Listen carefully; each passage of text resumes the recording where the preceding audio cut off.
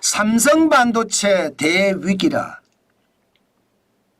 지금 주가 바닥일까? 진짜 바닥일까요? 일단 말입니다. 제가 하나의 단적인 이야기를 보여드리겠습니다. 이게 한국공학한림원에서 연구 결과를 발표하는 발표장에서 나온 이야기입니다. 반도체 경쟁력을 잃은 한국을 도널드 트럼프 미국 대통령 당선인이 상대해 주겠습니까? 이런 표현을 썼습니다. 저는 이것을 탁 들으면서요. 저는 이제 경제를 조금 그래도 알잖아요. 진짜 섬뜩하더라고요. 등골이 싸늘해지는 느낌을 가졌습니다. 왜냐하면 진짜 정확하게 이야기한 거거든요. 실제로 말입니다. 한림원, 한국공학한림원이라는 이 곳은요. 여러분 알다시피 엔지니어들이 모여있는 최고의 연구기관이라고 생각을 하시면 돼요. 대한민국의 최고의 엔지니어들이 모여있는 연구기관.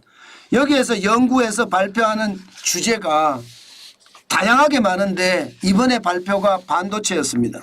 근데 그 반도체의 핵심이 지금 이 말인 것 같아요. 반도체 경쟁력을 잃은 한국을 도널드 트럼프 미국 대통령 당선인이 상대해 주겠습니까?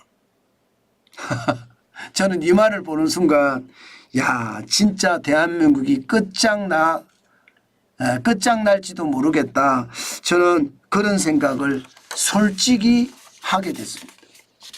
한국공학한림원이라는 게 학계나 산업계나 국가기관이나 실제로 공학기술 발전에 현격한 공적을 세운 사람들, 이런 사람들이 우대하는 곳이거든요. 여기는 대한민국 최고의 기술 리더들이 모여있는 곳입니다.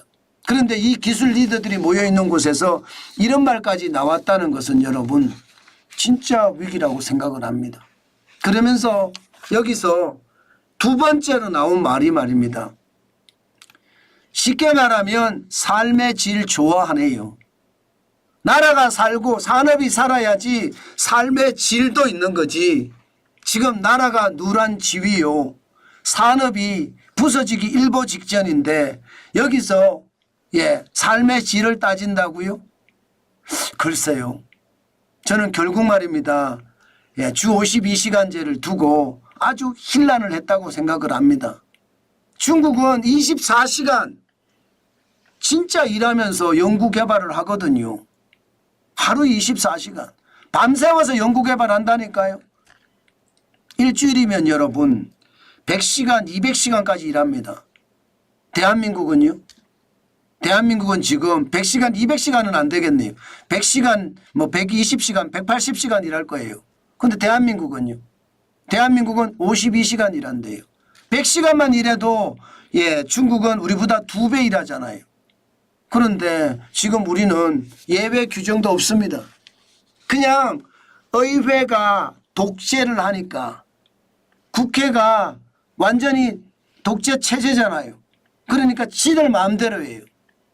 주당 근로시간이 68시간 하던 근로시간을 어느 날 52시간으로 16시간을 날렸는데 이게 가능하겠냐 이거예요. 삼성 아니라 죄송합니다. 삼성 하랍이라도 이것은 극복하기가 힘들다는 거예요. 절대 시간의 연구가 부족한데 어떻게 이것을 회복할 수 있냐. 지금 공학한림원에서는 이런 얘기를 했다는 뜻입니다. 게다가 더 심각한 것은요. 더 심각한 것은 이겁니다. 중국이 엄청나게 치고 따라오잖아요. 2024년 D램 시장에서 중국 제조사 비중이 11% 정도 될 거다. 시장은 그렇게 예상을 했거든요. 지금 현재는요. 올해가 11%가 아닐 거다. 오히려 2025년 전망 16%가 올해가 되지 않겠느냐. 이런 전망까지 나옵니다. 내년에는 20%까지 간다는 그런 전망도 나오고요. 이것은 말입니다. 반도체 산업의 위기요. SK 하이닉스도 마찬가지, 삼성 반도체도 마찬가지란 뜻이에요. 더 심각한 것은 여러분, 연구 인력이 태부족합니다. 2022년에 1784명이 반도체 인력이 부족하다. 한국공학관리원에서는 그렇게 예상을 했습니다. 그러나 2031년이 되면 5만 4천 명이 부족하다. 무려 말입니다. 2022년 대비해 보면 뭐 10년도 안 되는 사이에 2926.9%가 늘어납니다. 반도체 인력이 부족해요. 연구할 사람이 부족해요. 일할 사람이 부족해요. 괜찮을까요? 괜찮다고 이야기하지 마십시오. 이것은 괜찮은 것이 아니라 그냥 무너진다고 생각하시면 됩니다. 여기에다가 더 놀라운 일은 우리는 돈을 안 줍니다. 전 세계가 반도체를 최고로 만들겠다며 중국은 101조 원을 쏟아부었습니다. 일본도 91조, 미국도 68조, 유럽은 62조예요. 대한민국 1조 2천억 원입니다. 1조 2천억 원. 게임이 되겠습니까? 이게 게임이 안 됩니다. 결국 말입니다. 이대로 가다가는요. 반도체 위기는 물론이요. 대미 협상 카드가 반도체의 경쟁력이 있기 때문에 미국과 협상해서 우리가 이길 수 있거든요. 그런데 이것도 불가능해요. 여기에다가 이제는요. 일 덜하고 월급 많이 받는 게 최고예요. 이게 여러분 결국은 이렇게 되면 무너지잖아요. 일을 더하고 월급을 많이 받는다. 이거는 진짜 베스트입니다. 더 베스트는 일은 더 하는데 월급이 좀 적게 받으면 이건 최고의 베스트고요. 그런데 요즘 세상에 일을 더 하고 월급을 적게 받는 건 말이 안 되잖아요. 차선책이라고 하더라도 일은 더 하고 월급을 더 받는 구조가 돼야 되는데 지금 그렇지가 못하다는 것. 그게 심각합니다. 대만은 반도체가 TSMC잖아요. TSMC.